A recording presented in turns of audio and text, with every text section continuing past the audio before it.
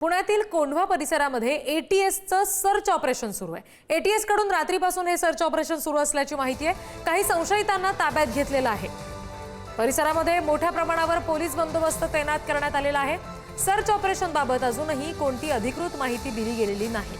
संशयित हालचाली सुरू असल्याच्या माहितीवरून कारवाई करण्यात आली आहे। दहशतवाद विरोधी पथक आणि पुणे पोलिसांकडून संयुक्त कारवाई केली जाते।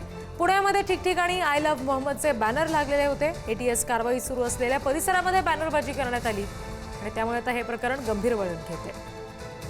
आणखी तपशील आपण घेणार आहोत। प्रतिनिधी ज्ञानेश्वर चौतमाल आपल्याशी जोडले गेलेले आहेत त्यांच्याकडून। ज्ञानेश्वर, कोंढव्यामध्ये एटीएसची छापेमारी आहे, त्या संदर्भात काय नेमकं उघड झालंय याबद्दल तपशीलवार माहिती सांगा। आणि दुसरं म्हणजे ज्या ठिकाणी ही सगळी छापेमारी सुरू आहे तिथेच हे असे आय लव्ह मोहम्मदचे बॅनर लागलेले आहेत असं समजतंय, त्याबाबत नेमका काय खुलासा झालाय?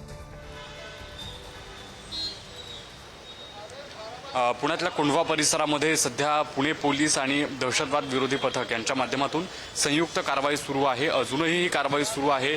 मध्यरात्रीपासून या कारवाईनं जोर धरलेला होता। जवळपास 800 पोलिसांचा फौजफाटा या कोंढवा परिसरातल्या वेगवेगळ्या भागांमध्ये वेगवेगळ्या गल्ल्यांमध्ये बघायला मिळतोय। सर्च ऑपरेशन एटीएसचं या ठिकाणी सुरू आहे।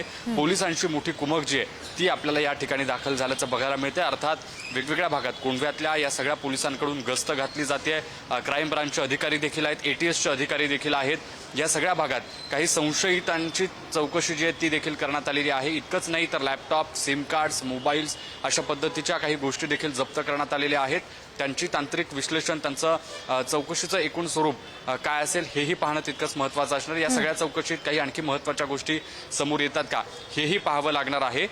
जर आपण बघायला गेलं तर आता या सगळ्या परिसरामध्ये पोलीस छावणीचं जे स्वरूप आहे ते आपल्याला आल्याचं बघायला मिळतंय। काही भागांमध्ये आय लव्ह मोहम्मद अशा पद्धतीचे बॅनर्स देखील आतल्या गल्लीबोळांमध्ये लागलेले आहेत आणि या सगळ्या भागात सध्या तणावपूर्ण वातावरण आहे, कारण पोलिसांचा मोठा फौजफाटा आपल्याला या सगळ्या परिसरामध्ये तैनात असल्याचं दिसतंय। पोलिसांची वाहनं आणि पोलीस या ठिकाणी आपल्याला दिसत आहेत कोंढव्यातल्या या सगळ्या वेगवेगळ्या भागांमध्ये की एटीएसचे जे अधिकारी आहेत, क्राईम ब्रांचचे जे अधिकारी आहेत, त्यासोबतच काही पोलीस अधिकारी जे आहेत ते या सगळ्या भागामध्ये लक्ष ठेवून आहेत। कारवाई जी आहे ती संयुक्तपणे सुरू आहे।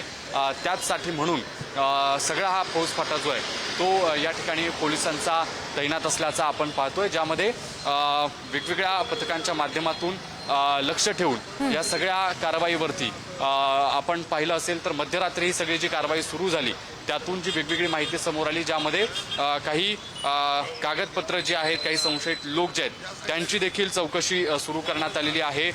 काही संशयित लोकांची चौकशी सुरू असताना त्यांच्याकडे जे काही लॅपटॉप्स मिळालेत, सिम कार्ड्स मिळालेत ते देखील तांत्रिक विश्लेषणासाठी ताब्यात घेतल्याची माहिती मिळते आहे।